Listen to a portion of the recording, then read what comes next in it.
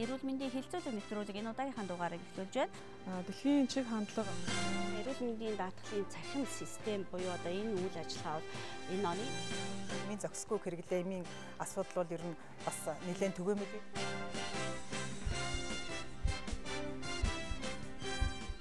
Сайн байцгаана үзэгчдээ та бүхэндээ орой минь төргий 120 эрүүл мэндийн хэлэлцүүлэг нэвтрүүлэг ээлж дугаараа эхэлж байна. Өнөөдрийнхөө нэвтрүүлгээр бид Өрхийн эмнэлгийн өнөөдөр маргааш гэсэн сэдвийн хүрээнд ярилцахаар ихэм зочдоо урьж ирүүлээд байгаа. Ингээд студид дээрсэн зочдоо танилцуулъя. Эрүүл мэндийн яамны бодлого төлөвлөлтийн газрын анхан шатны тусламж үйлчилгээний бодлого төлөвлөлт хариуцсан мэрэгжилтэн болромаа. Нийслэлийн эрүүл мэндийн газрын эрүүл мэндийн анхан шатны тусламж үйлчилгээ хариуцсан ахлах мэрэгжилтэн ганц цэцэг. За Монголын Өрхийн ангаах ухааны мэрэгжилтнүүдийн холбооны гүйцэтгэх захирлаар ажилладаг хажидмаа бас ирсэн байгаа. За Баян зүрх дүүргийн Эрүүл Өрхийн эрүүл мэндийн төвийн дарга Алтан уяг. За иргэдийг төлөөлж манай Баян зүрх дүүргийн 4-р хорооны иргэн инх тайван ирсэн байна. Та бүхэнд энэ өдрийн мэндийг хүргэе. За тэгэхээр Өрхийн эмнэлэг гэдэг бол би л хувьдаа бид нар ч гэсэн ингээл иргэд яг үйлчлүүлдэг те эрүүл мэндийн үйлчлэгийг үзүүлж байгаа хамгийн анхан шатны нэгж гэрээсээ гараад хамгийн түрүүнд уул нь Өрхийн эмнэлэгдээ л тусламж үйлчлэгийг авчмаар байдаг. Гэтэл яг зүгээр иргэдийн дунд Өрхийн эмнэлгийн үйлчлэгээ чанар ч гэдэг юм уу тийм ээ эмч ажлагчдын ур чадвар дутагдaltaй Өрхийн эмнэлэгт итгэхгүй байна ч гэдэг юм уу иймэрхүү бас асуудал гарах гад байдаг. Тэгэхээр энэ ярианаас л би бас хамгийн асуудлын гол нь энд байгаа болов гэдэг утгаараа эндээс бас ярьцлага эхлэе гэж бодож байна л да. Тэгэхээр Алтан уяг эмч эхлэх үү? Ер нь зүгээр Өрхийн эмнэлгээр үйлчлүүлэх гэсний бас хандлага та бүхэнд бас тавьж байгаа шаардлага ч байд юм уу тийм ээ? Энэ ер нь бодит байдалтай хэр нийцчихэд та нарт бас хүндрэлтэй асуудлууд нь юу вэ? За орой минь төргий. За Өрхийн эрүүл мэндийн төв бол үйлч хөгжөөд дараа бараг 20 жил одоо болж байна. Энэ жил бид нар 20 жилийнхаа тэмдэглэнэ. Тэгэхээр иргэдийн хандлага анхан үеэ бодоход бол одоо бол бас өөр болсон. Илүү одоо Өрхийн эмнэлэг рүүгээ ханддаг болсон. Эмч сувилагч нартайгаа илүү ойр дотн зөвлөдөг болсон. Ийм болсон. Иргэдийн шүүмжлэл бол бас байгаа. Тэгэхээр Өрхийн эрүүл мэндээр төв дээр ажиллаж байгаа эмч сувилагч нарын доктор суушил, за залуу эмч нарын маань мэдлэг мэргэжил чадвах. За дээрэс нь одоо Өрхийн эрүүл мэндийн төвийн тогтчлолт одоо өрөө тасалгааны хүрэлцээ, тоног төхөөрөмжүүд гэсэн асуудлууд бол яригддаг л да. Тэгэхээр анх үеэ бодоход бол Өрхийн эрүүл мэндийн төв одоо бол харьцангуй бас тусламж үйлчилгээний нэр төрөл бол сайжирсан. Иргэдэдээ бол илүү олон тусламжийг үзүүлэх тал руугаа олж чиглэж бол ажиллаж байгаа. За тэгэхээр 20 жилийн босгон дээр л ер нь гайгүй болж байна гэж ойлгож олох уу тий. Ер нь бол яг үе шатаар хөгжиж байна л да. Тий, үе шатаар л хөгжиж байна. Сүүлийн үед бол бас яг харьцангуй цахим нэвтэрсэн үзлэгийн одоо эмчийн үзлэг ачааллыг бууруулах зорилгоор янз бүрийн програмууд хэрэгжиж байна гэдэг бас дэвшилттэй талууд бол байгаа. Гэхдээ яг өнөөдрийн одоо иргэдийн хүсээд байгаа тэр байдалд бол бас хүрч хараахан чадаагүй. Шууд Өрхийн эмнэлэг рүүгээ очдог итгэл үнэмшил хараахан бас тогтооггүй хаа тий. Яг ер нь нэмэлтээ Өрхийн эмнэлэгт ханддаг одоо хүмүүс бол манай нийт үйлчлүүлэгчдийн бараг 70-80% гэж хэлж болно. Зүгээр ажилтай төрөлтөө тий өглөө гараад орой ирдэг хүмүүс бас насны хувьд одоо хөдөлмөрийн насныхан ч гэдэг юм уу тий энэ усуд бол шууд Өрхийн эмнэлэг дээр хандах нь бол арай хомс. Яг бол бид нар чинь 0-5 насны хүүхэд ахмад настан жирэмсэн гэдэг яг зайлшгүй шаардлагатай тэгээд үн төлбөргүйгээр үйлчилдэг гэдэг утгаараа Өрхийн эмнэлэг рүүгээ ханддаг иргэд бол бас зөндөө байгаа. Зүгээр өрхтөр очиод явахтай би шууд 2 дахь шатал руу очиж 3 дахь шатал руу очиж бараг тэр нь амар виз гэж шууд алгасч явдаг бас хүмүүс ч байгаа. Сонголтын асуудал юм шиг байна тий. Тэгэхээр иргэдийг төлөөлж бас их тайвангаа ирсэн байна. Би тэгэхээр шууд л нөгөө иргэдийн дунд байдаг хандлагаас эхэлсэн учраас бас таны саналыг сонсъё гэж бодож байна л да. Миний тэр эхлээд асуусан асуултанд та юу гэж хариулмаар байна? Миний хувьд бол би Өрхийн эмнэлэг үйлчлэгэнд бол хангалуун байдаг. 100% хангалуун байдаг. Би өөрөө өвдөж ирж исэн тэр бүхнийг маань анхан шатны Өрхийн эмч маань оншилсан. Тэгээд тэрнээс хойш миний бүхэл юмд одоо их анхаарсан. Миний мэтийн бүх хүмүүс. За зүгээр түрүүн хэлсэн тэр 70-50 нь бол ингээд үйлчлүүлж байгаа үнэн. За би зүгээр ажил хийдээ одоо тэтгэр үнэлдэ ажил хийж байхдаа мөн яарал бас заримдаа бол анхан шатны өрхөөрөө яахгүйгээр яаралтай хувь эмнэлэг ч юм уу 2 дахь 3 дахь шатны эмнэлэг шууд үзүүлээд ингээ ажил төрлөө бодоо явдаг гэсэн. Яг одоо ингээ тэтгэр суугаад 4-5 жил болж байгаа тохиолдолд анхан шатны юм байдаг. Манай анхан шатны Өрхийн эмнэлгээс салахгүй болсон. Салахгүй. Ерөөсөн анхан шатны юм эдгээр маань бол яг анхан шатны оншиг бол сайн өгдөг. Манай энэ олон жил үйлчлүүлж байхдаа бол олон эмчнэр байж ирсэн. Залуу эмчнэр ирж ирсэн. Ахмад эмчнэр ч ирж ирсэн. Миний хувьд бол хангалуун байгаа. Зүгээр сүүлийн үед бол нэг хотчилж ихсээ тийм ээ. Манай одоо жишээл манай хороо бол гэр хороол тийм эмчээ байш хороол зөндөө байдаг. Их олон хүнтэй. Тэгэхээр нэг 10 жилийн өмнө бол бид нар бас нэг жижигхэн барьж өгсөн байшинтай бол боломж юм байсан. Одоо бол ерөөсөө тэр 2 коридор өгч одоо тэр стандартанд таарахгүй метр хүрэхгүй байранд ингээл хүүхдэд тэрвэрсэн хүмүүс жирэмсэн эхчүүд одоо өндөр наснаа бид нар явхад нэг зөөрөхөд хэцүү.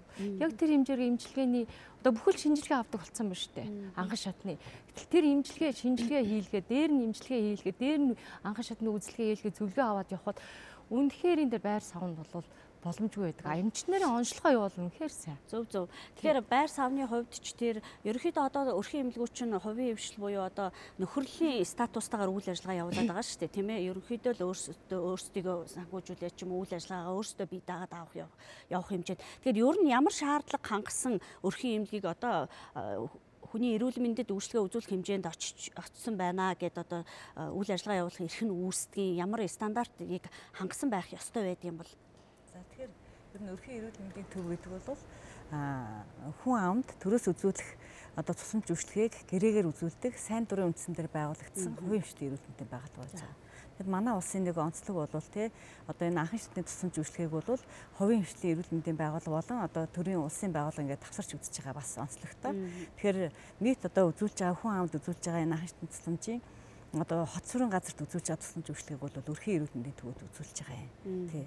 За тэгэхээр өрхийн эрүүл мэндийн төвийн одоо хүмүүсийн өрхийн эрүүл мэндийн өрхийн эмнэлэг гэж ярьдаг. Энэ бол тогтцоонд бол 1999 оноос эхэлж үсэж орсон гэж байгаа. Телевиз эхэлж тусламж үйлчлэгийг үзүүлж байна. Тэрнээс гадна бол өрхийн эрүүл мэндийн төвийн стандарт гэдээ байж байна. За энэ стандартынхаа дагуу бид нар одоо тусламж үйлчлэгийг үзүүлэх хүний нөөц, орчин нөхцөл, тэгэл зохион байгуулалтын асуудлыг бол бүгд стандартынхаа дагуу явуулдаг. За тэгээд өрхийн эрүүл мэндийн төв бол хувийн хвшлийн байгууллага гэж ярьсан түүнтэй холбоотой бол яг вэхээр өрхийн эрүүл мэндийн тусламж үйлчлэгээ үзүүлж байгаа. Өрхийн эрүүл мэндийн төв маань бол одоо гурвалсан гэрээ байгуулад хүн амдаа тусламж үйлчлэгийг үзүүлж байгаа. За ганц нэмэх үү тий? Нийслэлийн хэмжээнд ч одоо 142 өрхийн эмнэлэг үйл ажиллагаа явуулж байгаа гэсэн тий? Өнөөдөр манайд яг нийслэлийн хэмжээнд бол 134 өрхийн эрүүл мэндийн төв 8 салбартаагаар буюу одоо нийтдээ 142 цэгээс одоо эрүүл мэндийн анхан шатны тусламж үйлчлэгийг одоо өрхийн эрүүл мэндийн төвд мань үзүүлж байна. За манай нийслэлийн эрүүл мэндийн газрын одоо гол анхаарлын төвд байдаг одоо үйлчлэгээний маань нэг бол яалтчгүй одоо эрүүл мэндийн анхан шатны тусламж үйлчлэгээ үзүүлж байгаа. Энэ хүү байгууллага маань байгаа. За түрүүн хэлсэн манай өрхийн эрүүл мэндийн төвд маань болохоор өрхийн эрүүл мэндийн төвийн бүтэц үйл ажиллагааны стандарт МНС 5292 2017 гэсэн стандартын дагуу тусламж үйлчлэгээ үзүүлж байгаа. За жил ирэх тусам манай өрхийн эрүүл мэндийн төвийн одоо үйл ажиллагааны цар хүрээ үйлчлэгээний нэр төрөл бол одоо нэмэгдэж байгаа. Анх бол одоо 99 онд байгуулагдаж байхад бол ерөнхийдөө бас чагнуур аппараттай одоо тусламж үйлчлэгээ үзүүлж эхэлжсэн бол өнөөдөр манай өрхийн эрүүл мэндийн төвд маань зөвхөн одоо онцлогоо эмчилгээ биш тийм ээ эрүүл урьдчилан сэргийлэх эрүүл мэндийг дэмжих үйл ажиллагаануудыг одоо бүгдийг одоо үзүүлдэг болсон. Тухайлбал өнөөдөр урьдчилан сэргийлэх чиглэлээр ихэд одоо эрт дэлгэрүүлгийн үзэлгүүдийг бүгдийг хийж байна. Одоо артерийн гипертенз, чихрийн шижин, уман хүзүүний хавдар тийм ээ хөхний за шүүмэн БЦ вирусын халдварын илрүүлэгт үзлэг гэдээ хийж байна. За мөн дээрэс нь манай өрхийн эрүүл мэндийн төвд лабораторийн шинжилгээнүүдийг хийдэг болсон. За энэ дээр болохоор хурдвчилсан болон одоо аппаратуудыг ашиглаад нэн шаардлагатай шинжилгээнүүдийг бол одоо өрхийн эрүүл мэндийн төв дээр хийдэг байгаа.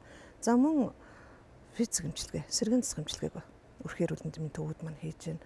Урд нь бол зөвхөн одоо нэг зонхлон тохиолдох хөвчнүүдэд онцлоод эмчлээд хүүхдийн хяналт, жирэмсний хяналт гэж байдаг гэсэн бол одоо энэ үйл ажиллагаамууд бол маш өргөн далаацтай. За дархлаажуулалт хүртэл одоо дархлаажуулалтаа зөвхөн хүүхдэд үзүүлчихэд дүүргийн эрүүл мэндийн төв дээр хийдэг гэсэн бол одоо манай өрхийн эрүүл мэндийн төвд маань дийлэнх нь одоо өрхийн эрүүл мэндийн төв дээр бас дархлаажуулалтыг бол хийж байгаа. 2017 онд өрхийн эрүүл мэндийн төвийн үйл ажиллагаатай холбоотой бүхэл эрх зүйн баримтууд маань бол шинжлэгдсэн. Тухайлбал одоо өрхийн эрүүл мэндийн төвийн дүүрэн тий одоо сонгон шалруулах журам гэдэг ч юм уу. За тэгээд гүйцэтгэлийн гэрээ, саяны стандартууд энэ болгоноороо ерөөсөө өнөөдөр иргэдийн хэрэгцээ шаардлагат нийцүүлэн одоо энэ тусламж үйлчлэгийг хүргэх гол анхаарлаа хандуулж байгаа шүү дээ. Хажидмаа хэмжээ холбоо бол мэдээж өрхийн эмнэлгийн ажилтан ажлагчдын одоо эрх ашиг үйл ажиллагаа тийм ээ бүх юмыг одоо төр өрхийн эмнэлэг хоёрын бараг л гүүр болж ажилдаг байгууллага гэж хэлчихэд бол хэлсдэггүй бах. Тэгэхээр би юу гэж хараад байна гэхээр магадгүй одоо нийт үйлчлэгээ авах ёстой хүний тоо буюу өрхийн тоог одоо бий болчиход байгаа улсын хэмжээний 218 одоо өрхийн эмнэлэг үйл ажиллагаа явуулж байна. Энтэй харьцуулах юм бол нэг хүнд ноогдох тэр эмч ажилтны тийм ээ зарцуулах цаг хүний тоо эдгээр нь тийм нийцтэй байгаа мó. Өшөө нэмэгдүүлэх хэрэгцээ шаардлага тэр бас байгаа ах гэж ойлгох юм.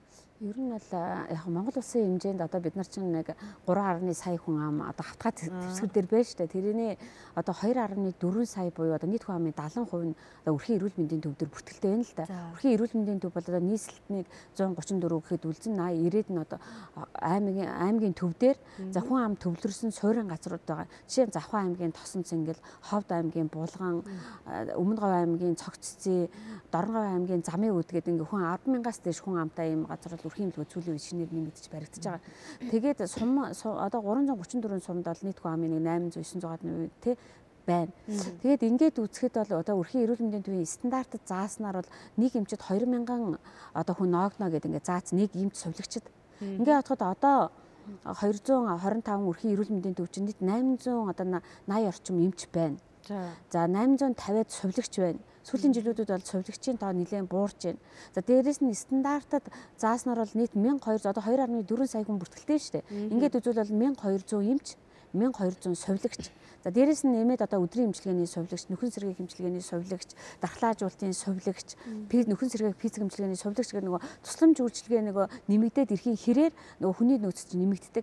Ингээ ботход бол одоогоор бид нар нийт 2.4 сая хүнд хүрээг бол 1200 эмч, 1200 сувлагч, дээрэс нь одоо ингээд нэг өрхийн эмнэлэг дээр нэг 500 одоо 5 оронтой нэмэгдээгээ ботход одоо цаана ингээд 200 оронтой 1000 гаруй хүн хэрэгтэй. Тэгэхээр хүний байгаа байхгүй юу? Гэтэл өнөөдөр одоо нийт нийлээл нэг 3000 гарan эмч ажилчид ажиллаж байна. А бидний стандартаар бодоод үзвэл нэг 5-6 мянган хүн одоо орондоо 5000 орчим оронтой ажиллах болчиход байгаа юм. Ингээд ирэхээр нөгөө тусламж үйлчилгээний хүртээмжийн асуудал, чанарын асуудал яригдчих эхэлдэг. За Өрхийн эрүүл мэндийн төвийн тэр хүн иргэдийн сэтгэл ханамж дундуур байгаа явдал бол би хүний нөөцийн хүртээмж одоо хомсдолтой байгаатай шууд холбогддог. Өнөөдөр өрхийн сувлагч яг одоо өөрийнхөө хариуцсан 2000 сувлагч хүндэл одоо тусламж үйлчилгээ үзүүлэх байдал чинь дээрэс нь давхар нэг өрхийн сувлагч нь өдрийн эмчилгээ тариа хийчихнэ. Нөхөн сэргээх бичлэгээ нэг нь хийн, нэг нь очиод дархлаажуулалтаа хийн. Ингээд тэнд байгаа 4 сувлагч одоо чинь 6000 хүн амтай өрхийн эмнэлэг 4 сувлагч явна шүү. Тэр 4 сувлагч доорож 2-3 ажил нэг сувлагч нэмж хийж байгаа байхгүй. Тэгэхээр энэ нөгөө хитрхи ачаалал, хитрхи одоо хүртээмжгүй байдлаас болоод тусламж үйлчилгээний чанар алдагддаг. Ер нь энэ нөгөө яг өрхийн эмчтэрх энэ бас бодлогоор энэ хүний нөөцөө бэлдэх те ихэвчлэн ингээ хараад байхад яг өрхийн эмнэлэгтэр бол хэн ажиллаж байна гэхээр сүүлийн үед бол залуу болсон хүчнүүд байгаа. Мэдээ сургууль төгсөөл ирээл тэгэхээр нэг өрхийн эмнэлгийг юу гэж хараад байна гэхээр энэ одоо нэг дадлагчгийн газар л болсон юм шиг байна. Баахан л дөнгөж сургууль төгсөж ирсэн хүүхдүүд л ажиллаж байна. Үнэн ч хилээд байгаа, модлаач хилээд байгаа мó гэл ингээл нөгөө олон нийтэд нөгөө итгэлтэй бус байдал нэмэгдэх юм бий болчиход байгаа. Тэгээ ер нь энэ болсон хүчний хангалт нөөц энэ юм дээр ямар бодлого барьж идэх юм бол тэгэхээр ер нь Өрхийн эрүүл мэндийн төвийн энэ хүний нөөцтэй холбоотой байхад бол бас санхүүжилт холбогдно л доо. Ягаад гэвэл Өрхийн эрүүл мэндийн төвийн санхүүжилтийг эрүүл мэндийн тусламж үйлчилгээний тухай хууль зааснаар бол Өрхийн эрүүл мэндийн төвийг нэг иргэнээр тооцсон санхүүжилтийн төлбөрийн аргаар санхүүжүүлнэ гэж заасан байна. Тэгэхээр яадгүй гэхээр Өрхийн эрүүл мэндийн төв маань бол нийт хүн амынхаа тоогоор нэг иргэнд тооцсон санхүүжилт гэдэг юмыг бол тэрийг бол улсын төсөөс өгч тэгжиж санхүүждэг юм аа. Тэгээд хувийн хвшлийн эрүүл мэндийн байгууллага учраас бол нөгөө авч байгаа санхүүжилтаа тохируулаад яг ерөнхийдөө нэг одоо хичнээн хүн байх жишээлбэл сая хажидмаа эмч ярьж ин те одоо нэг эмч суврагчд бол 1800-аас нэг 2000 хүн байна гэж ногдно гэж заасан ба штэ. Тэгээд энэгээрээ нөгөө хүнийхээ тоогоор санхүүжилтаа аваад энэ байгууллагт нөгөө Өрхийн эрүүл мэндийн төвийн стандарт заасны дагуу бол хүний нөөцөө бас аваад ажиллуулах тэр одоо эрх нь бол нээлттэй байдаг. Алтан үеийн эмчийн дээр ямар зовлон бэрхшээл байна бас хүндрэл байдаг байхаа гэж би бодоод байх юм.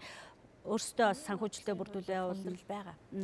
Манайх ч нөгөө нэг иргэнээр тооцсон зардалгээ сая ярьлаа шүү дээ. Тэгэхээр нэг иргэнээр тооцсон зардал маань яг өнөөдрийн байдлаар бол 14500 жилд нэг иргэний эмнэлгийн тусламж авах зардлын хэмжээ байхгүй 14500 төгрөг. Тэгэхээр энэ мөнгө бол ерөөсөө хангалттай биш те. Тэгээд дээрэс нь тусламж үйлчилгээний үзүүлэх ингээд яхаар Өрхийн эрүүл мэндийн төвийн санхүүжилт яадаг вэ гэхээр 2 жилийн өмнөх хүн амын статистик тоогоор ордог байхгүй. Тэгэхээр одоо бид нар жишээлбэл 2019 он гэхэд 17 оны жилийн эцсийн статистик хүн амын тоогоор санхүүжилт маань орж ирнэ. Тэгэхээр бид нар одоо үйлчилж байгаа хүн ам маань тэр тооноос даруй 2-оос 3 мянгаар илүү явж байгаа. Яг бол нөгөө төр орсон суугч байна. Дээрээс нь энэ 2 жилийн хугацаанд төрсэн бүх няраа хүүхдүүд байна тийм. Энэ хүүхдүүдийн төлбөр ерөөсөө нэмэгдэж ордоггүй. Тэгэхээр энэ 17 оны статистик тоондоо тааруулж нөгөө мөнгөндөө тааруулж бид нар хүний нөөцөөр хангахгүй бол яг одооний ажиллаж байгаа хүн амынхаа тоонд хүнийхээ нөөцийг тааруулах гэхээр нөгөө л санхүүжилтийн асуудал гараад ирдэг байхгүй. Бид нар цалингаа нийгмийн даатгал шинтгэл бүх юм энэ нэг иргэнээр тооцсон зардал дотор орсон явж байгаа. Тэгээд бодохоор энэ мөнгөмөр үнэхээр ерөөсө хүрэлцдэггүй. Үүнтэй холбоотойгоор нөгөө хүний нөөцийн доктор сургалтад ажиллах, сэтгэл ханамжтай ажиллах гэдэг бол яригддаг байхгүй. Яг бол өрхийн эрүүл сувилагч нар бага цалинтай гэдэг тийм. Энэ бага мөнгөн дээр бид нар ажилчдаа бага цалин өгнө шүү дээ. Цалингийн нэмэх ямар ч боломж алга. Тэгэхээр тэр хүн чинь арай илүү цалинтай 5-3 төгрөгийн илүүг нь хараад дараагийн шатлал руу юм уу эсвэл хувийн эмнэлэг рүү ингээд ажилчид маань гарчаад байгаа. Мөн залуу шин төгссөн эмч нар маань яадгүй гэхээр ерөнхийдөө бол 1-2 жил ажиллаад ерөөсөө сураал нарийн мэргэжил эзэмшээл дараагийн одоо өөр арай хялбар ийм ажил. Зүгээр нэг кабинетод очиж суугаад хүн үзэх нэг өөр. Өрхийн эмчийг л өдөржин хүн үзэл айлаар яваал дуудлага гэдэг ингээд ачаал маш их байна. Энэ хоёрын хооронд ялгаа айгүйх байгаа байхгүй. Ийм учир холбогдолтойгоо бас саяхан нөгөө нэг санхүүжилтийн журамд өөрчлөлт орсон гэж заажтмаа тэр журам ер нь хэр ээлтэй яагаад Өрхийн эрүүл мэндийн төвийн хувьд эрүүл мэндийн яам одоо засгийн газар бол бодлогоор жил бол тодорхой хэмжээгээр жоохон санхүүжилт нэмээд байдаг. Энэ жилийн хувьд бид нар тэгсэн мөртлөөсөө эрүүл мэндийн салбарын бид нар 4% авдаг. Нийт санхүүжилтийнх нь. Эрүүл мэндийн салбарын нийт санхүүжилтийн 4%-аар өнөөдөр 2.4 сая хүнд хүр гэж байгаа байхгүй юу? Тэгэхээр тэр нь бол юу болж байгаа нөхөр жилдээ 30 гаруй тэрбум төгрөг байгаа юм. 30 тэрбумыг 225 буюу одоо салбартайгаа нийлээд 225 салбарг бол 218 өрхийн эмнэлэгт хуваахаар энэ баг тоол доо. За тэгээд энэ санхүүжилтийг нэмэгдүүлэх дээр айгүйх ярьд юм аа. Одоо чи ингэдэг байхгүй юу? Та нар хувийн хвшил төрийн үйлчлэг гэрээгээр гүйцэтгэж байна. Тэгээд бид гэрээж байна. Бид одоо нэг өрхийн эмнэлэхэд тухайн нийслэлээр бол дүүргийн засаг дарга, эрүүл мэндийн төв, өрхийн эмнэлэг гурвалсан гэрээ гэдэг. За тэгээд дүүргийн засаг даргааны захирамж гараад жилд 2 удаа ажлын дүгнэдэг. За яаж ажил дүгнэх вэ гэхээр тэр гэрээний шалгуур үзүүлэлтийн эрүүл мэндийн яамны сайжруулалт баталсан байдаг. Тэр тушаалаар нь жилд 2 удаа дүгнээд за энэ өрхийн эмнэлэг одоо 70-аас дээш оноо авсан байна. Энэ жил хэвийн үйл ажиллагаа явуулна гэд 70-аас доош хангалтгүй ажилласан байна гэж дүгнүүл сонгон шалгуулалтанд оруулах хэмжээний одоо хариуцлагын механизм бол нэлээд сайн байдаг л да. Тэгсэн яг энэ өгж байгаа нөгөө санхүүжилтэндээ тушаагдаад бүх юм нь ингээд нөгөө чанартай хүртээмжтэй хурж өгч чадахгүй байгаа. Тэгээ тэгээс сангийн яам одоо юу гэдэг вэ гэхээр эрүүл мэндийн яам бол мэдээж дэмжих бодлогодог. Сангийн яам болохоор ингээд өрхийн эмнэлгийн санхүүжилтээ 90% нь цалиндаа явж байна. Ерөөсөө иргэн лүгөө очихгүй ингээ яриаддаг байхгүй. Тэгэхээр тэр чинь яадаг гэхээр нөгөө мэдээж ийм баг санхүүжилтээр цалиндаа л их нөгөө бос тусламж үйлчилгээ нийгмийн эрүүл мэндийн баг өгч जैन. За өгж байгаа тэр өрхийн эмнэлэг иргэн төрж байгаа гэсэн тэр эмч үзээ тусламж үйлчилгээ үзүүлээд эргэж байгаа чинь бас л хүнд үзэж байгаа ажил шүү дээ. За тэр үүднээсээ одоо нэг иргэндүү болгодог болъё гэд нэгдсэн үндэсний байгууллагын одоо хүн амын сангаар өгдөг нөгөө бичил тижээлүүд. За 0-оос одоо 6-аас 25 2 насны хүүхдүүд өгж байгаа бичил тижээлүүд. Дээрээс нь жирэмсэн эхчүүд өгдөг одоо жирэмсээс хамгаалах хэрэгслүүд. За мөн одоо жирэмсэн эмэгтэйчүүд бичил тижээлгээд юмдаг өрхийн эмнэлэг дээр ингээд нэмээд бодлого өгөөд тэрийг одоо өрхийн эмнэлгээс санхүүжилт нэмэгдлээ гэж ингэж яриад байгаа байхгүй. А гэтэл нөгөөдг нь одоо яг буцаад очихоор нөгөө тендерээрээ нөгөө хүмүүстэй шалгаад очиж штэ. Ингээд энэ санхүүжилт нэг 8 тэрбум орчим төгрөгийг хасгаар өрхийн эмнэлгийн санхүүжилт бас буцаад нөгөө 2018 оны хэмжээнд хүрчээд байгаа. За энэ дээрээс болоод нөгөө санхүүжилт нэмлээ гэсэн чинь одоо инглээ гэдэг асуудлуудыг бол манай өрхийн эмнэлгийн бас нэлээд ширүүн тавиад байгаа. Яа харахгүй тэр нэг иргэн ногж байгаа алтуугийн яриад байгаа 14500 өнөөдрийн шаард бидний ингээд судалгаагаар үзээд зүтгэж дор хаяж 2 дахин нэмэгдүүлж ижил өнөөдөр бид нар яг 2.4 сая хүнд хүрэх хүний нөөцтэй хүрэх одоо багш тоногт хөрөмжтэй эмийн нөөцтэй байж ижил энэ хүнд одоо яг иргэдийн сэтгэл хамжирсан тусламж үзүүлнэ. А дээрээс нь тусламж үйлчилгээ нэмэгдэх тусам багш тоногт хөрөмжийн одоо хүний нөөцийн асуудал нэмэгддэг. Одоо чинь эрүүл мэндийн яамнаас дээр нийслэлийн эрүүл мэндийн газраас дээр жил болгон өрхийн эрүүл мэндийн тодорхой хэмжээний багш тоногт хөрөмжүүд өгж гэн хангаж гэн. Одоо гэтэл одоо мобиль технологи гэж маш өндөр технологиуд хөгжиж гэн. Өрхийн эмнэлэг бол одоо анх энэ хүний ярьж байгаа хэсгийн системээс ахуулаад өнөөдөр бол харьцангуй 20 жилийн хугацаанд хөгжсөн. А хөгжсөн ирнэ ганцхан юу тушаагдаад идэг вэ гэхээр нөгөө санхүүжилтээр л боомлоод. А санхүүжилтээ яг ингээд хэрэгцээндээ хангасан өгөх юм бол өрхийн эмнэлэг өөр аяндаа юм аваа явчихна. Хөгжих боломжтой. Инээс л өгчих боломжтой. Жил болгон бол энэ санхүүжилтийг бол ямар нэгэн хэмжээгээр нэмэгдүүлэл байгаа тий. Одоо 2018 онд гэхэд өмнөх жилээсээ бол өрхийн эрүүл мэндийн төвийн санхүүжилт бол 1.8 тэрбумаар нэмэгдсэн.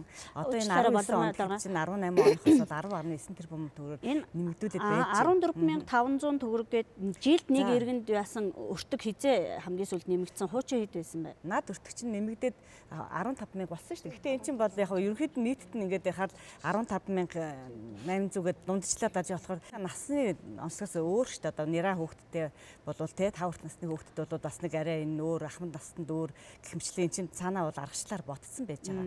За тэгээд энэ чиглэлээрээ бол нэг нөхөд явж байгаа дунджаараад 15 мянга болоод байгаа байхгүй юу. За тэгээд над дээр чинь бол яг уу гэхээр энэ жил 18 онд бол бас бид нар анхаачдынхаа тусламж үйлчлэгээний санхүүжилтийг нэмэгдүүлэхийн тулд бол санхүүгийн арга аргачлаа бас өөрчилсөн зөндөө их нариуцлж ботсон байж байгаа. Тэгээд энийгээ ингээд бодоод ягаад бол үйлчлэгээ бол санхүүжилтүүд зах хэмжээр нэмэгдэж штэ. Гэхдээ өмнө нь бол энэ дээр өмнө нь бол яг үхээр бид нар зөвхөн орцоор ингээд өгөөл санхүүжилтээ өгөөл идэг өгч байгаа тий. Тэгвэл одоо яг үхээр гүйцэтгэлт нь одоо тохирч бид нар одоо өгсөн нөгөө орцоо гүйцэтгэлээр ямар одоо чанар шаардлага одоо энийг хийх юмдын хин одоо тэрийг үнэхээр шаардлага хангаж ажилласан байна. Эдний санхүүжилтийг 100% өгөхөд бол болцоотой байна гэдгийг хин эцсийн шийдвэр гаргаж одоо бид нар Өрхийн эрүүл мэндийн төвтэй байгуулах гэж улсын гэрээний дагуу шалгуураар нь үзээд дүгнээд тэр санхүүжилтийг өгөөд жил 2 удаа дүгнэж байгаа байхгүй юу? Бас өрхийн эмнэлгүүдээр гаргадаг өөрсдийнх нь алдаа дутагдaltaй хит их хувийн хөвшилгээд өөрсдийнхөө одоо ажилтан ажлагчдыг бүрэн тоогоор хамруулахгүй хит их одоо нөгөө мөнгө санхүүгээ хэмнэсэн эдгээр бас чирэгдэл учруулсан эдгээр асуудал бас гардаг байх л гэж бодоод байна. За ер нь бол манай нийслэл эрүүл мэндийн газар дээр бол эрүүл мэндийн сайдын 05 дугаар тушаалын дагуу нийслэлийн засаг дарганы захирамж гараад дүүргийн эрүүл мэндийн төв дүүргийн засаг даргатай 8 дүүргийн эрүүл мэндийн төвийн Өрхийн эрүүл мэндийн төвүүд маань гэрээгээ байгуулж дүүрэгтэй гэрээгээ байгуулж за тэгээ хагас жил тутамд одоо яг гэрээний шалгуур үзүүлэлтийн дагуу ажиллаа дүгнүүлж байгаа. За тэгээ жилийн эцсээр бид нар одоо тэр ажлын дүнгтэй үндэслээд одоо энэ Өрхийн эрүүл мэндийн төвүүдийг одоо үнэлгээтэй буюу бүрэн хангалттай үнэлгээтэй дүгнсэн Өрхийн эрүүл мэндийн төвүүдийг одоо дүүргийн засаг дарга нарт урамшуулах одоо тухай захирамжийг гаргана. Хэрвээ одоо түрүүний хэлсэн 72 удаа тий дараалаад ажил сайжруулах үнэлгээтэй дүгнүүлсэн буюу хангалтгүй үнэлгээтэй дүгнүүлсэн Өрхийн эрүүл мэндийн төвдөр бид нар эрүүл мэндийн сайдын сонгон шалралтын журмын дагуу тушаалаар бид нар сонгон шалралтыг бол зарлаж зохион байгуулдаг. За тэгээд үнэхээр бид нар бол аль болохоор одоо Өрхийн эрүүл мэндийн төвүүд бол дэмжих бодлогыг бол бид нар барьж авдаг. Тухайлбал сая хэллээ. Үнэхээр эднэрийн маань санхүүжилт төдийлөн хүрдэггүй. Тэгэхээр нийслэлийн хэмжээнд бид нар одоо Өрхийн эрүүл мэндийн төвчин түрүү хэлсэн чинь тэр нэг иргэн тоосон зардлаараа бүх одоо ажилтныхын цалин, тусламж үйлчилгээ, тогтмол зардал тэг бүх зардал бүгдийг өгдөг. За тэгэхээр биднээс одоо бас барьж байгаа бодлого бол юу гэхэд тухайлбал өнгөрсөн жил бид нар Өрхийн эрүүл мэндийн тусламж үйлчилгээ дэмжих жилгээд одоо дүүргүүдийн одоо засаг дарганлал тэдний маань үүрэг хариуцлага гэж байна. Тогтмол зардлыг одоо бас дүүргийн засаг даргаас бас даагаач гэсэн энэ юмнуудыг бол бид нар байнга тавьж ирсэн. За тийм ч учраас одоо манай дээр хэд нийслэлийн хэмжээнд одоо 4 дүүргийн одоо засаг дарга бол яг тогтмол зардлуудыг бол дааж байна. Зарим дүүргүүд дээр болохоор за бүрэн биш гэхэд тийм ээ 20-80 харьцаатай ч юм уу 50-50 харьцаатай эсвэл зарим хэсгийн даах ч юм уу одоо ямар нэгэн байдлаар зохицуулт бол хийгддэг болсон. Бид нар болохоор айлхаар л бас нөгөө тэр мөнгөн санхүүжилтэн дээр нь дэмжлэг болохгүй. Түүнсэл бид нар бол санхүүжилтийг бол тогтоодог юу яадаг байгууллага биш тийм ээ. За тэгэхээр энэ үйлчлэгийн тогтмол зардлын маань хэмнэсэн мөнгө маань хаашаа явах ёстой вэ? Нөгөө тусламж үйлчлэгээндээ бол зарцуулагдах ёстой. За тэгээ ингээд явж байгаа. За гэтэл өнөөдөр бид нар ингээд бас шаардлагатай багаж төхөөрөмжөөр зайлшгүй хангах шаардлагатай. Өнөөдөр хэдийгээр хувийн хвшлийн эрүүл мэндийн байгууллага гэж байгаа боловч эдгээр маань бол төрийн өмчийг ашиглаад төсөөс санхүүжилт аваад ингээд үйл ажиллагаагаа явуулж байгаа. За тэгэхээр бид нар бол дотоод бол яг нөгөө санхүүгийн зарцуулалтын дээр бид нар хяналтыг бол тавьдаг уу. За тэгээ яг гэрээнийхээ хэрэгжилтэн дээр бид нар ямар үнэлгээтэй байна вэ гэдгээр цаашаа үйл ажиллагаа явуулж байгаа. Гэхдээ бид нар бас ингээд статистик үзүүлж өмнөдөр анализ хийгээд одоо тухайлбал одоо энэ жил бол бид нар их хүүхдийн тусламж үйлчилгээнд дэр илүү одоо бас чанараа сайжруулах шаардлагатай байна гэдэг энэ жил тухайлбал манайх их хүүхдийн тусламж үйлчилгээг дэмжигчд болгон зарсан баг жишээ. Өнгөрсөн хугацаанд жишээл нийслэлийн хэмжээнд тайлан мэдээлэл юм аваад ингээ үзэхэд үнэхээр энэ өрхийн эмнэлэг үйл ажиллагаа явуулах чадваргүй болжээ. Энэ бол одоо ягаад ч анхан шатны тусламжийг үзүүлэх боломжгүй байна. Үйл ажиллагааг нь хаалаа гэж таажсэн тийм тохиолдол байгаа юу? Байна. Сая бид нар 2017 онд одоо сүүлийн юу гэх юм бол 2017 онд манай сонгон хайрхан дүүрэг баян зүрх дэрэг дээр нэг хороо дээр нэг өрхийн эрүүл мэндийн төв нэг өрхийн эрүүл мэндийн төв одоо үйл ажиллагаа доголдсон улмаас сонгон шалгуулж явагдаад сонгон шалгалтаар шинэ багууд бол авч ажиллаж байгаа. За тэгээ энэ жил бол бас бид нар дээр бас нэг ийм тохиолдол орж ирсэн. Түүнээс бол манай бусад 133 өрхийн эрүүл мэндийн төв гэрээ байгуулж ажилласан байсны одоо 68 нь бол бүрэн хангалттай 64 нь хангалттай ганцхан өрхийн эрүүл мэндийн төв тухайлбал ажил сайжруулах үнэлгээтэй орж ирж байгаа хоёр удаарсан. Тэгэхээр бид нар бас түрүүний энэ зохицуулт юмнуудыг бас зохион байгуулалт хийж явна.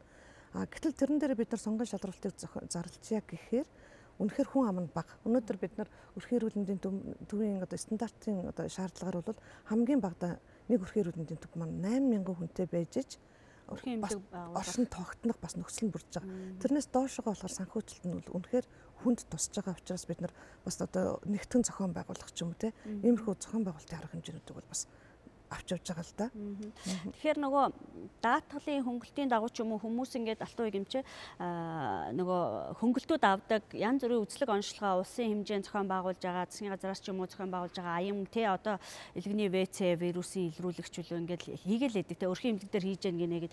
Тэгэхээр энэ ажлуудыг одоо жишээ нь мэдээж төрийн ачаас таталцаад ингээд хийж байгаа л гэсэн бодвол зохих санхүүжилтээ аваад хийдэг л баг. Тэгэхээр энэ мэт ажил танаа өдөр тутмын өөрсдийн үйл ажиллагаанд хүндрэл учруулдаг уу гайгүй юу ямар уу?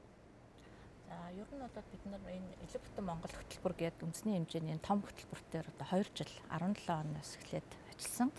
За ерөнхийдөө бол яг насны хувьд яг зорилттой түвшинтэй хүрээд эрүүл үйлчлэг бол хийж байна. За энэ бол мэдээж тухайн хороон дээр одоо оргол зөх хүмүүсийн хамралттай бол бас тооцогдож яригддаг. За ер нь бол энэ одоо хамралтандаа хүрэхийн тулд бол мэдээж кампаничлсан ажлуудыг бас хийх шаардлагатай болно. За энэний хамралт бол ерөнхийдөө бол яг нь 2 жилийн дунджаар одоо нэг 50% л явж байна. Иргэд бол бас яг тийм яг санаанд хүрсэн хэмжээнд бол оролцохгүй байгаа, ирэхгүй байгаа шинжилгээг. Энэ ажлаа хийснийхаа хэмжээнд бас нөгөө авах ёстой санхүүжилт юм хангалттай авдаг юм уу ер нь хийж байгаа. Санхүүжилт бол яг ерөнхийдөө нөгөө яамнаас ингээд тодорхой хэмжээний өвдөлт тооцоод зарлаад өрхийн эрүүл мэндийн төв бол эмч зорилгоч нар бол хийснийхаа хэмжээ гүйцэтгэлээр бол санхүүжилтээ бол авж байгаа. Зарим дүүргүүдээр бол бас өгдөөгүй юм асуудал бол байдаг юм билээ. Яг манай дүүргийн хувьд бол бид нар бол аваа явж байгаа. Улсын хэмжээнд бол энд одоо жишээ нэг жамлт нэг ВЦ вирусын илрүүлэг үзлэг чинь хамгийн гол юм нь ерөөсөө өрх сумаар хийгдэж байгаа шүү дээ. Тэгтэл хүн амын чинь 2.4 сая нь одоо жишээ нийслэлт сая 200 мянган хүн байна тий. Энэ чинь нийслэлт болоо 8 дүүргийн 134 өрхийн эмнэлэг хийж штэ. Тэгээ хийж хахад эдгээр бол тэр хүний чинь дуудна, уцаар дуудна, авчирна, шинжилгээг нь хийн, сорцын зөөн одоо ингээл бүх ажлыг бол өрхийн эмнэлэг хийж байгаа. Тэгсэн мэтлээс яг нэг иргэнээр бид нар эрүүл мэндийн яам одоо даатгалын газартаа ярьсаар л нэг 700 төгрөгөөр бодчихл нөгөө хүмүүсийн цалин хөл урамшуул гээл тэгэл тэр чинь хөвөн спер чар гэл орохгүй юм байхгүй орж байгаа байхгүй. Тэгэл энийг авч байгаа. Тэгэхээр манайхан бол одоо зарим газар бол нийслэлийн зарим дүүрэг ихэнх дүүргүүд нь бол тодорхой хэмжээний урамшуул өгдөг боловч одоо 21 аймагт бол ерөөсөө маш муу. Тэгэл ерөөсөө энийг бол одоо яамныхан байх ч гэсэн бас бид нар нэлээд хилтгэлтэй. Гэхдээ ер нь л ингээд тэгсэн мөртөө яамнаас бол одоо хүмүүнөө хамруулаач гэж шахаад байдаг. Тэгээд үргэлжлэхдээ яг яам бол хараад за энэ өдөрт тодорхой хэмжээний утасны мөнгө ч болсон үгүй те тэр хувийн шаргийнхын мөнгөний ч болсон үгүй гэл ингэдэг. Гэтэл эрүүл мэндийн аймагуудын эрүүл мэндийн газар дээр очиод нөгөөх нь одоо тендерд нь тийм ч үнэтэй олчлаа, ийм ч үнэтэй олчлаа гэд ингээл олгохдгоо байждаг. Тэгээ энээс болоод нөгөө өрхийн эмчнэр айгүйх бухимддаг л да. Бид нар ингээд нэмэлт айгүйх олон ажил хийж байна. Одоо салбарын хийж байгаа ихэнх компанид ажил өрх сумаар явж байна. Тэгээ бид нар ингээд маш их олон компанид ажлыг хийгээд маш тодорхой үрдэнд хүрээд байгаа. Нэгдүгээр бид нарт нэмэлт одоо урамшуулалах, дээрэс нь нэмий бидний авж байгаа одоо цалин орлого нэмэгдэхгүй байна. Одоо ингэж ингээд энэ бухимдал нэлээд байгаа гэдэг.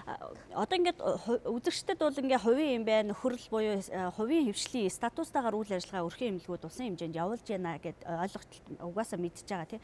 Ингээд авчихаар энэ өрхийн эмнэлгүүд ямар мөнгийг одоо иргэдээс авдгийм бол мэдээж нэг тариусан нөхрөөс 200 төгрөг ч юм уу авах хэрэгтэй болж таарна да. Тэгэхээр ямар одоо тарифаар үйлчилдэг ер нь яг иргэдээс авдаг мөнгө нь юу вэ? Өрхийн эрүүл мэндийн төв бол нөгөө анхан шатны тусламж үйлчилгээ үзүүлж байгаа байгууллага гэдгээр иргэдээс төлбөр авдаггүй шүү дээ. Авахгүй шүү дээ. Харин ерөөсөө төлбөр авахгүй. Энэ чинь бүгд нөгөө өөр үн төлбөргүй л явдаг. Харин сая нөгөө өнгөрсөн 2018 оны 8 сараас эхлээд эрүүл мэндийн даатгалын ерөнхий газартаа гэрээ байгуулад өрхийн эрүүл мэндийн төв дээр 4 ийм тусламж үйлчилгээний багц орж ирсэн. Энэ нь болохоор зэрэгт бид нар тухайн хүн тусламж үйлчилгээ үзүүлээд тэр хүний эрүүл мэндийн даатгалын санхүүжилтийг бид нар авж яах гэсэн үг тусламж үйлчилгээ үзүүлснээр эрүүл мэндийн даатгалын сангаас санхүүжилт. Тэрнээс бол ямар ч төлбөр тэрнээс нь хэдэн хувийг авах юм? Тэр нь бол угаасаа тарифтай. Жишээлбэл нэг хүн шинжилгээ өглөө гэхэд шээсний шинжилгээд хэдэн төгрөг, элгэний шинжилгээд хэдэн төгрөг гэдэг ийм тариф тогтоосон. Бас л анх шатныхаа тусламж үйлчилгээнийхээ санхүүжилтийг нэмэгдүүлэх гэж барьж байгаа бодлогын нэг байхгүй юу? Тэгэхээр өмнө нь бол зөвхөн одоо төрийн төсвөө санхүүждэг байсан бол 2016 онд одоо эрүүл мэндийн даатгалын тухай хуульд өөрчлөлт орсноор өрх сум тусганы эрүүл мэндийн төвд бол За дөрвөн тусламж үйлчлэгийг бол санхүү эрүүл мэндийн даатгалаас санхүүжүүлнэ гэж заасан байж байгаа. За тэр нь болохоор ямар тусламж үйлчлэг гэхээр нэгдүгээрт нь зарим нэгэн сэргийн засах тусламж үйлчлэг гэж байгаа байхгүй тий. Энэ бол хүмүүсийн хамгийн их одоо өрхийн эрүүл мэндийн төвөөр хийлгдэг тусламж үйлчлэг нөгөө шаардлага гэж хийлгдэг. Зарим нэг бол физик эмчилгээ бариа хийлгэх нэгдэг тэр байж байгаа. Хоёрдугаарт нь гэрийн эмчилгээ гэж байгаа. За энэ гэрийн эмчилгээ бол ихвчлэн бас одоо гэрээр байдаг. За тэрнээс гадна бол гэрээр байж байгаа нөгөө өндөр наснууд байж байгаа. За одоо тий хөгжлийн бэрхшээлтэй иргэд хүмүүст бол гэрээр нь очиж эмчилгээ хийх эмчилгээ байж байгаа. За нөгөөх нь өдрийн эмчилгээ гэдэг байж байна те. Өдрийн эмчилгээ бол одоо түүх өвчний түүх нээгээд одоо эрүүл мэндийн төв дээрээ эмчилгээ хийлгэх заавал хэвтэх шаардлагагүй хийлгэх. За зарим одоо онцлог шинжилгээг бол ингээд өрхийн эрүүл мэндийн төвөөр хийгээд за тэр одоо мөнгөний болохоор эрүүл мэндийн даатгалын сангаас олгож байгаа. Энэ бол 2018 оноос эхэлж хэрэгжээд за энэ дээр бол 2015 онд бол 5.2 тэрбум төсөөлсөн байгаа. За гэхдээ бол одоо энэ тусламж үйлчлэгийг үзүүлэхдээ бол өөрөх сум тусны эрүүл мэндийн төв маань бол бас магадлан итгэх чамрал эрүүл мэндийн даатгалын газрын одоо сонгон шалгуулалтанд орж иж за тэндээ тэнцэх юм бол энэ тусламж үйлчлэгийг үзүүлэх тийм одоо аюутай болж байгаа хэрэгтэй. Тийм учраас бол за энэ жилийн хувьд ч гэсэн одоо эрүүл мэндийн өрхийн эрүүл мэндийн төв дээр нэмэгдсэн санхүүжилт юу гэхээр нийтдээ 10.9 тэрбум төгрөг чинь 7.8 тэрбум төгрөг бол эрүүл мэндийн даатгалын сангаас одоо саяны энэ дөрвөн төрлийн тусламж үйлчлэгийг үзүүлэх юм бол тэгээд тэр мөнгө даатгалын сангаас мөнгө авч одоо санхүүжилт нас нэмэгдэх ийм одоо бодлого. Жор бичиж өгдөн шүү дээ юуны дагуу. Тэгээ одоо нөгөө даатгалд орсон хөнгөлтөө эдлэх гээд ингээд яхаар бас хүндрэл учирдаг юм байдгүй. Одоо өрхийн эмнэлгийнхэн бол бичиж өгөх асуудал дээр ямар хуу байр суурьтай байдгийг магадгүй бичээд өглөө гэхэд эмийн сандаар яваад очихлоор санхүүжилт дуусаа энэ эмийг манайх олохгүй байгаа ч гэдэг юм уу. Энийг иймэрхүү асуудлууд гараад ах шиг л харагдаад байдаг. Ийм гардаг өнгөрдөг жилүүд бол тиймэрхүү юм байдаг гэсэн. Би 18 он 19 он гараад тиймэрхүү байхгүй нэ. 19 он гараад би одоо яг мөн төрөний дэвшилттэй гарсан тэр гэрээр сторнегээд явж байгаа. Өдрийн эмчилгээнд бас хамрагдаад явж байгаа би. Тэгэхэд бол ерөөс эмч ягаал онцлогоо өгөөд тэгээ бас дэвшилттэй юм байгаа шүү дээ. Би дөрөв бас дутуу илчлээ. Одоо наацхийн тийм ээ. Тэгээ шинжилгээ, шээсийн шинжилгээ, цусны шинжилгээ энэ төрийг бол тэн дээр очихоор өрхтөр хийж чадгаа шүү дээ бид нар. Тэгээ өрхийнхээ шинжилгээийг л эмчтэр шинжилгээ юм нэр чинь тэрний дагуу стор нэгэл ингээл эм тариа өөртөө байсан бүх эмчийн биччихсэн би бүгдийг яг одоо аваад байж байна. За магадгүй дараалал 5 хоногийн дуусаад ингээ явах юм бол одоо даатгалын юугаар бол авах л та. Гэтэ яг сарын сүүлээр энэ төр ер нь ийм тариа ер нь дуусчихдаг тийм байдаг. Тэгээ өвчин ямар хэлж ирэх биш тийм ээ. Сарын сүүлд ирэх юм бол тэрнийхээ дагуу яах л байх л та. Гэтэ надад бол тийм их онц асуудал байгаагүй. Би байнга нөгөө анхан шатны эмчилгээ хяналтанд байгаа л үзлэгдэг. Хэдий зэрхүү яах үзүүлээр ихээр тэр үзэл эмчилгээ үйлшиг аваа явдаг байхгүй. Тэгэхээр энд яасных нэр үнэхээр би түрүү ярьж ирсэн энэ яамны сайдын хариуцсан хүмүүсийн ярьж байхад нэр тэр эмчнэр бол маш совилогч нар айгүй дутагдaltaй байгаа. Эмч совилогч нарын цалин айгүй бага. Удаа тэмцээл ард түмэн бүгд ягаалгаа энэ цалин мөнгө нь хэр тэр нэмсэн юм амьдралд нь яаж хүрж байгаа юм мэдгүй тийм ээ. Тэр зөвхөн даатгалын сангаас нэг жоохон юм авж ийн л гэж энэ тэр нь тэгээ тэр цалин мөнгө амьдралд нь хүрж байгаа мөгөө мө. Тэг хизээч ирээл ирэхэд л нөгөө хэдэн муу эмчнэр маань байж л идэг. Тэр залуу эмчнэр гэдэг дээр нэрээ залуу эмчнэр сайн эмчнэр ирдэг. Тэгээ боловсрол гадаад сургалж явлаа гэж яваад төгсөн байдгийг. Учир дутагдaltaй ч бас байгаа л баг тийм ээ. Байхгүй яг өөр нэг туршлагагүйгаас тийм багц арга юм баг. За миний хувьд бол миний гэр бүл, миний өөр хүүхд, миний ач зээ нарын талд бол тийм их юм гарч байгаагүй. За та бол өрхийн эмнэлгийн одоо ихтгэлтэй фэн байна шүү дээ. Тэр утгаараач би юу басан өнгөрдөг жил чинь нөгөө зүрхээ дэмжих жил гэсэн. Тэгээ миний зүрхэнд асуудал байсан. Тэгээ би өрхөөрөө яагаад дүүргийнхаа эмнэлэг тандаад ингээд аюу сайхан болсон. Тэгээд яг шатараалаа л явсан юм байна. Тэгээ бас эрүүл ахгүй, эрүүл хооллолт тэгэл одоо ганцхан байшинд амьдраад байхгүй цуслан гараад ингээд тэгэл бас цусланд бас ач зээнэртэй өр хүүхдүүдтэйг ингээд ногоо энэ төр таардаг. Тэр утгаараа би чинь бас эрүүл мэндэ дээдлэгт нийслэлийн иргэн гэдэг шагнал авчихсан шүү. Баяр үргээ өөрөө өөрийнхөө төлөө бас бусдынхаа эрүүл мэндийг яг их магтахгүй ер нь хүн иргэн үүргээ үйлүүлээд эмч маань тамгаа өргөөл өөрийнхөө хэмжээгээр яагаад өөрөө хэрвээ энэ надад сэтгэлд маань хөрөхгүй байх юм бол магадгүй тэр 2 дахь 3 дахь шатлалт одоо өөр хувийн эмнэлгээ сонгоо яагаад яадаг. Гэтэ би бас ингээ эмнэлгээр бас байнга үйлчлүүлдэг үед бас манай иргэдийн донд бас юм яриад байдаг байхгүй. Оо яшиг өрхийн эмнэлгээр явахаар яшиг төвхтэй байдгийг энтергээд байгаа байхгүй. Тэрийг бас та бүхэн бас буруугаар ойлгож магадгүй. Яг л тэр ажилдаа яагаад тийм ээ. Тэгээ магадгүй тэр эмийн хангамжаас дутуу, эмийн дутуу болохоор цаг шиг нэг эмч одоо 2 3 үний ажлыг зэрэгцүүлээ хийдэг юм шиг байна шүү. Тий. Одоо чинь манай өрхийн эмд чинь нэг 2 орн нэг ийм төсөлтөй санал байдаг байхгүй. Стандартаар ерөөс 2 хүн хэрэгэлдэг. Нодлон би эмчилгээ явуулжсэн чинь яамны шалгалт ирсэн одоо яана гэдэг байгаа. Гэтэл гадаа зөндөө хүмүүс хүлээгээд байж байгаа. Тэгээ яг үндэ бол яг тэр 3 хүний үн дээр чинь 5 хүн суугаал эмчилгээ хийлгэж байгаа. Ер нь алтан эмч одоо өрхийн эмнэлэг дээр хэрэглэгдэх тэр шаардлагын аппарат одоо жижиг тоног төхөөрөмж зөндөө юм авна шүү дээ. Тэр одоо пицэг эмчилгээ хийх чинь энэ бүхнийг яг өөртөөхөө санхүүжилтээр авах уу? Ер нь зах зээлийн үн юм та нар бас хүчирч авч чаддаг юм уу? Энэ дээр яг одоо яамч гэдэг юм уу тийм ээ бас олон улсын төсөл хөтөлбөрийн хүрээнд бас хангах эдгээр талын юм нь хэр байд юм бол доо. Яг нь ер нь бол зарим тоног төхөөрөмжийг бол бас өөрсдийнхөө санхүүжилтээс авна хэрэгцээтэй шаардлагатай. Өнгөрсөн жилийн хүрээнд бол нийслэл яамнаас бол нэлээд их тоног төхөөрөмж өгсөн. Шаардлагатай тоног төхөөрөмжүүд өгсөн. Энэ нь бол биднэрт бас аюул дэмтэй байгаа. Тэгээд нөгөө нэг аппарат байлаа гэхэд нэг аппарат ч хүрэлцээтэй биш шүү дээ. Тэгэхээр бид нар нөгөө тусламж үйлчилгээгээ хүмүүстэй хүргэхийн тулд нөгөөхөө 2 болгох шаардлагатай. Тэгэхээр нөгөөх маань эвдэрн засан сэлбэн гэдэг энэ болгон дээр бас санхүүжилт маань зарцуулагдаж л байдаг. Түрүүний бид тэр асуусан нөгөө хөнгөлөлтөө үнийн юм дээр бол хөнгөлөлтөө үнэн дээр бол өрхийн эмчнэр бүгд бичиж байгаа. За яг сарын эцсээр болоод эрэнгүүт бас аптекуудын маань хүрэлцээ бас хангалттай яг бүрэн болж чадаагүй л байгаа.